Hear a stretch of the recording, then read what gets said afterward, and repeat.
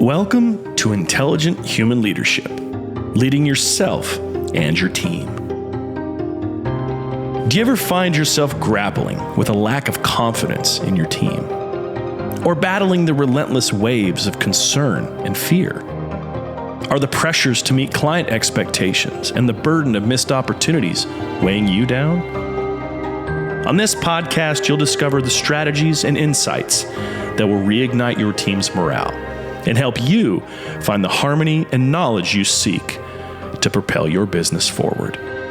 Here, we explore innovative ways to reignite your creative spirit and achieve greatness, empowering you to lead with intelligence, compassion, and resilience. If you're ready to dive deep into your core of leadership challenges and be guided toward success, here's your host, founder of Steward Your Business, David Carr. Welcome back, everybody, to the Intelligent Human Leadership Podcast. I am grateful for you to be with me one more time this week as we're heading in quickly to the end of January as I'm recording this podcast episode. And I thought it would be helpful, impactful, as I aim to equip you every week here to talk about the idea of the power of influence in our leadership journey. I will be traveling here in Southern California to Visalia, to the Western Wildlife Section annual meeting next week. And it caused me to think a little bit about people in their career and how they often focus on titles, positions possibly, which doesn't always equate to influence. It can, but it doesn't necessarily. And I want to stress that leadership isn't about titles. It really is about influence. Whether you're at a business, whether you're at a conference, just in everyday interactions, true leadership is measured by the impact that we have on people, not merely the position. We see that just because we have a new president of the United States, whether you like him or not, doesn't necessarily mean he's going to have the impact that he would purely on the position.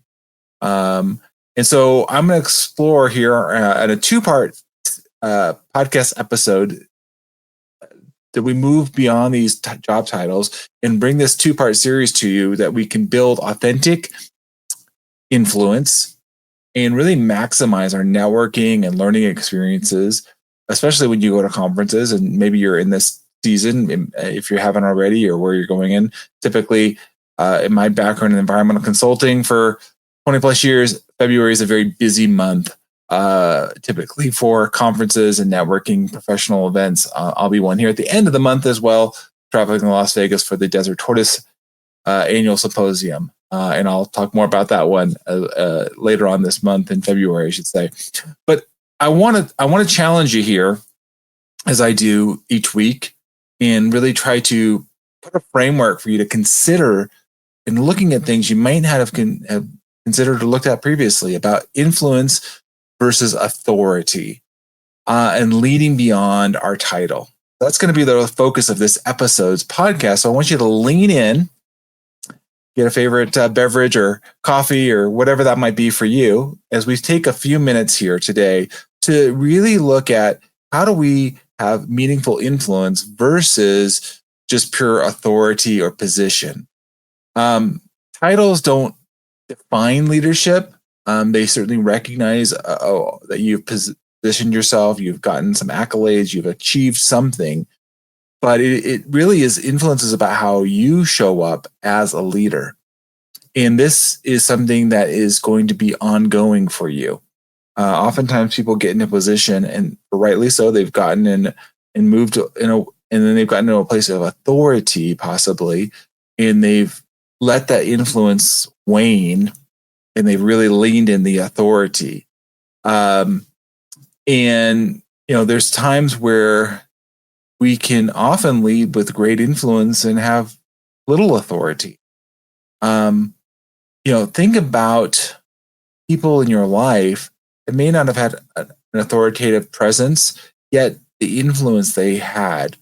For me as a child, at a young age, I had grandparents, and their friends weren't in an authoritative position. I was blessed and very fortunate to have such a wonderful influence from them of caring and leading and mentoring and guiding and sharing in me as a young man that really made a difference. And it's helped me have such an appreciation for those that don't have that.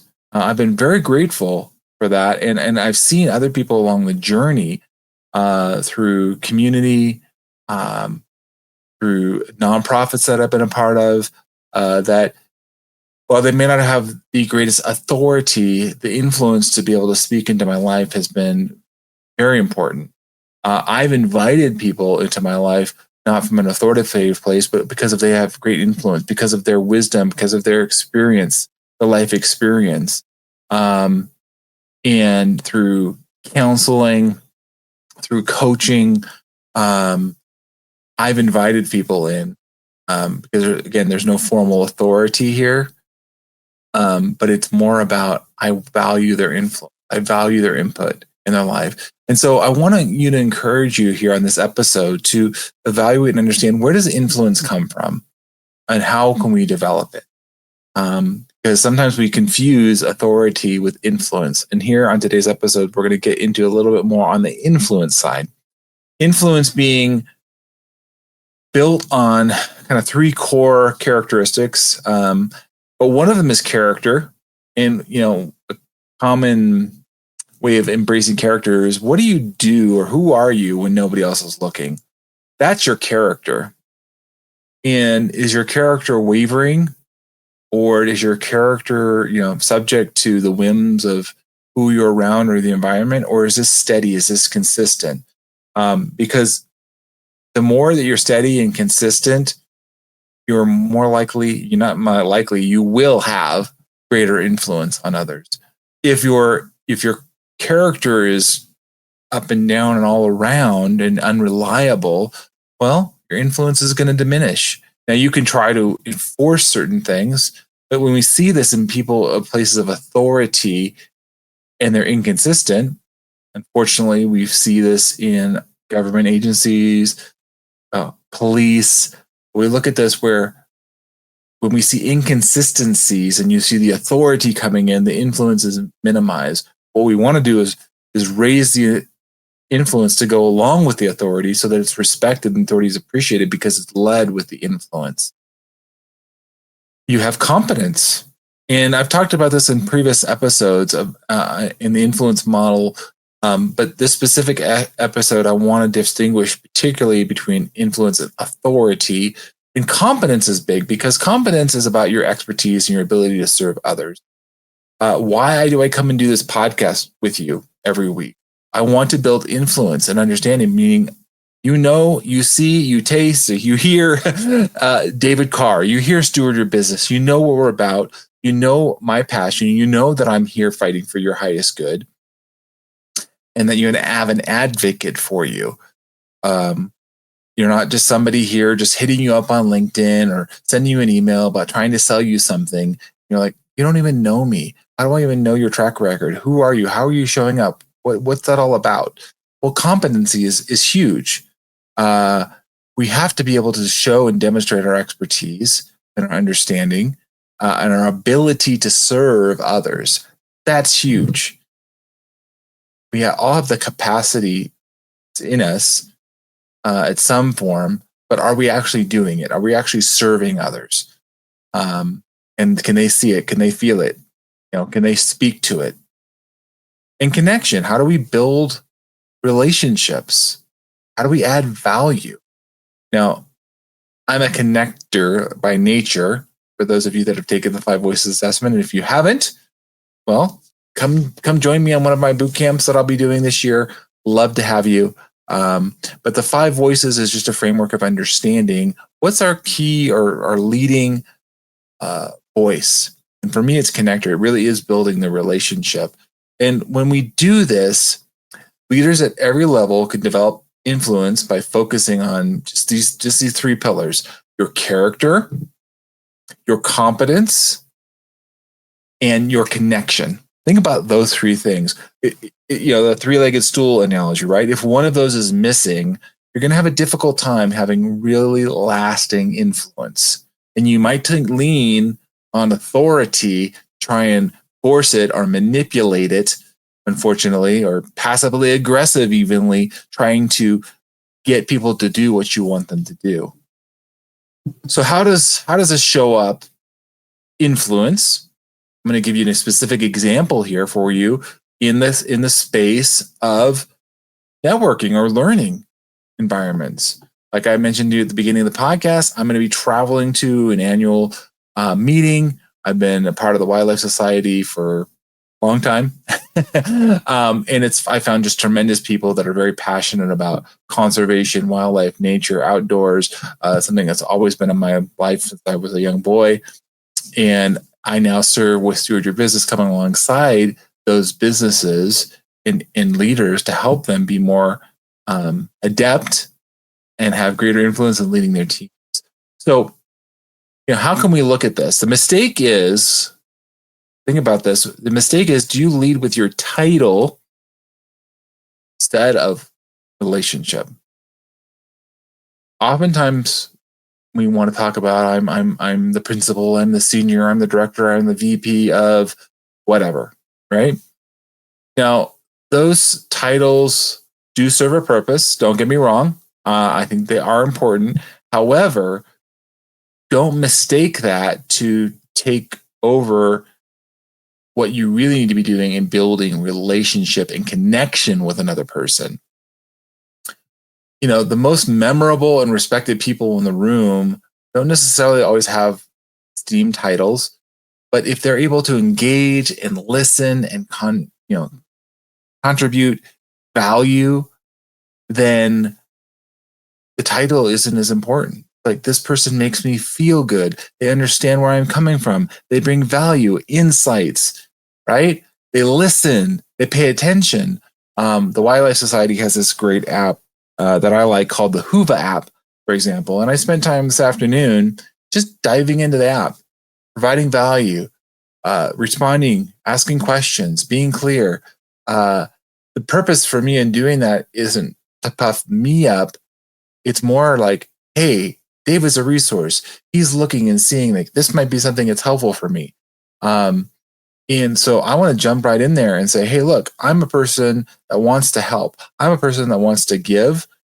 And the influence I have is coming from a place of abundance that I want to share with other attendees there, because I know what it's like to be on the other side. I've been going to a networking work or an event. How many of you have gone to a networking event and you feel isolated, alone? You don't know how to connect with other people. You don't know how to demonstrate your competency, perhaps, and nobody knows your character because you might be new. They don't know your background. They don't know enough about you. So one thing you can do to build influence is start on the connection side. And one of the things I said, even in that app, was I said, get out of your comfort zone, because everybody's uncomfortable at some level. Even if you're a connector like me, there's still new people. There's lots of new people I don't know. But I want to empower you to look about how we can step it up in building our influence. And you don't have authority in many cases. Now, maybe some of you do going to an event like this, but look at the right way and the wrong way of introducing yourself. I'm going to give you some actionable takeaways here to help expand your influence. And I'm going to give you some here that you can apply today, whether you're at a big conference or simply just talking to some other folks in the office where you're at, or even online, candidly, because oftentimes we're in a distributed workforce. We're not all coming together, but you can engage in a bulletin board or a chat group where there's ways that we can do this. So I want you to lead with curiosity, not credentials. Ask better questions. Don't lean on here's all the things that I've done. There's competency in there, don't get me wrong, but people are more interested in talking about themselves, sharing about themselves. Be curious. Listen. You're going to have greater influence as you take note of these things. I'm in a networking group. I meet once a week. And if those of you want to find out more Success Champions Network, I'm happy to share more about that. But one of the things we do every week is we're listening to each other and we're hearing where you're at, who are you looking to connect with, what do you do, what's your unique value proposition. I'm listening and taking all this in because I want to know, okay, how can I, number one, help this person? Number two, clearly in helping them represent, share, introduce, refer them to somebody else, because I would want them to do the same for me. The golden rule, do unto others as they would be done unto you, right? And so let's engage with others in value-based conversations rather than self-promotion. Start there first. Build relationship over opportunity. You can check a previous podcast episode where I've dived into that specific topic, just that alone. But find opportunities to facilitate rather than dominate discussion. Be a person ready with questions, be probing, finding out what they're at. And because as they know you care and show genuine interest, I'm not just listening and to just wait my turn to talk. I'm generally trying to understand and figure out where you're at, so that way I can help you. You can set an intention how you show up at a networking event such as this Wildlife Society event that I'm going to be going to next week. Set the intention and don't be intimidated or fearful or doubt or worry like, oh my gosh, I don't know what I'm going to do. How am I going to handle this? Find yourself a connector like myself. I'm actually going to be going with a couple colleagues, clients, helping them in this area, coaching them in this, because it doesn't come natural to everybody. I get it.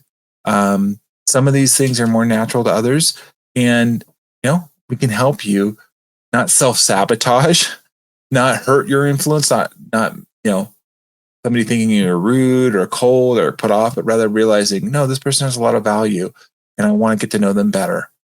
When we do that, when we set that intention, we're going to have greater influence.